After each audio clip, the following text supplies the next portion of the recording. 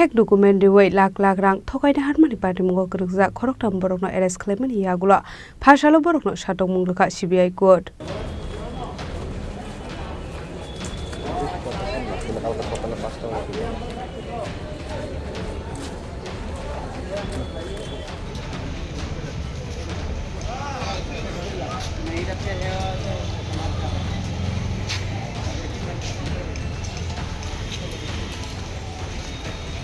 Khoroktham bisingte Khlaimani NGO ni mongoi fake documentary woi lak rang thokai na harmani Khoroktham kashe phaika paithago department ni officer rok NGO ni phaising nawat ongjagoi NGO no rgai saitagoi nai tongmani Yakulo nugui mankha sal kolok ngaromoi lak rang thokai jamani abai party mungno nokha hanke no department ni officer rok a NGO ni mongoi thanabo khlaikai fire paithago o case no CBI rok ni yago yafari rwkha 2011-12 তে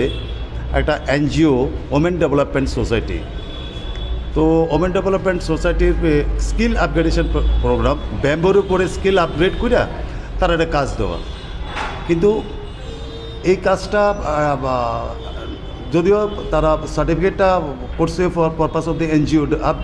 skill division upgrade skill division development কিন্তু দেখা গেছে এই upgrade skill divisional pichone development program pichone without any work by submitting false documents they have submitted the year report utilization report এবং এটাতে সহযোগিতা করেছেন the then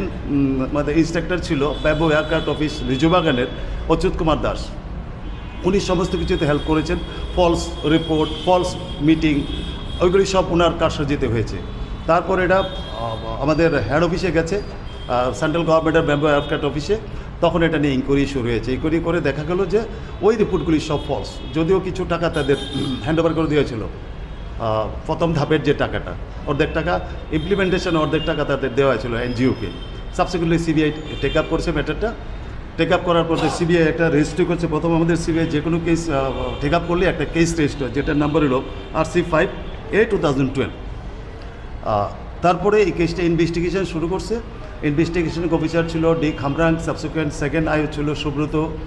Debnath যিনি এখন যাত্রাপুর পিএসএ আছেন ওসি হিসেবে উনি টোটাল কেসটাই আলটিমেটলি উনি ইনভেস্টিগেশন করে চার্জশিট জমা দিয়েছে এই কেসে being a prosecution lawyer I have examined near about 48 numbers of witnesses এরপরে 313 হলো আর্গুমেন্ট প্রসিকিউশন ডিফেন্স আর্গুমেন্ট হয়েছে আজকে এই কেসের সাজা দিয়েছে অচ্যুত কুমার দাসকে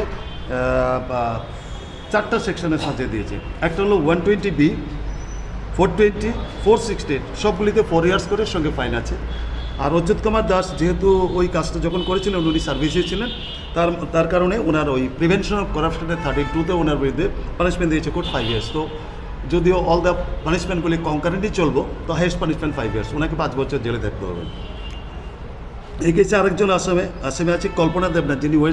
ওমেন ডেভেলপমেন্ট সোসাইটির যিনি প্রেসিডেন্ট ছিলেন ওনাকে সাজা দিয়েছে 120B of IPC 420 of IPC and 468 সবগুলি সাজা 4 ইয়ার্স যেহেতু কনকারেন্টলি 4 বছর ওনাকে জেল খাটতে হবে সঙ্গে ফাইন মানি আছে কমলকৃষ্ণ দেবনাথ ওনার বিরুদ্ধে শুধু কোর্ট পেয়েছে 120Bর এলিগেশন যার জন্য ওনাকেও 4 ইয়ার্স পানিশমেন্ট দিয়েছে সঙ্গে ফাইনও আছে আর সঞ্জয় দেবনাথ ওনাকেও পানিশমেন্ট দিয়েছে 420B 120B 420 468 ওনারও 4 বছর সঙ্গে ফাইন টোটাল 4 জনের পানিশমেন্ট দিয়েছে কোর্ট 4 জনে কি মানে এনজিওর সঙ্গে জড়িত ছিল 3 জন এনজিওর সঙ্গে জড়িত আর অচ্যুত কুমার দাস তো উনি ইনস্ট্রাক্টর ছিলেন মার্কেটিং অফিসে তো ওনার তো কারসাজিতে সব হয়েছে না কত বছর পরে রায়টা হলো এবং কতজন সাক্ষ্য এটা অ্যাকচুয়ালি 2012-তে সিবিআই টেক আপ করেছিল তারপরে 2015 থেকে মেনলি চার্জশিট দেওয়ার পরে সাক্ষী শুরু হয়েছে দীর্ঘদিন সিবিআই কোর্ট ছিল না আমি প্রথম থেকে কাজটা করতাম তো এর আগে বোধহয় আমি 15-20 জন সাক্ষী করে নিয়েছি আবার এই আমার লাস্ট 2023 ডিসেম্বরে অ্যাপয়েন্টমেন্ট পাওয়ার পর সিনিয়র হিসেবে সিবিআইয়ের তো আমি আবার সাক্ষী শুরু করেছি 2024 থেকে প্রথম থেকে তো আমি মোটামুটি 48 জন সাক্ষী কমপ্লিট করেছি করার পরে 313 হলো আর্গুমেন্ট হলো আজকে জাজমেন্ট দেবে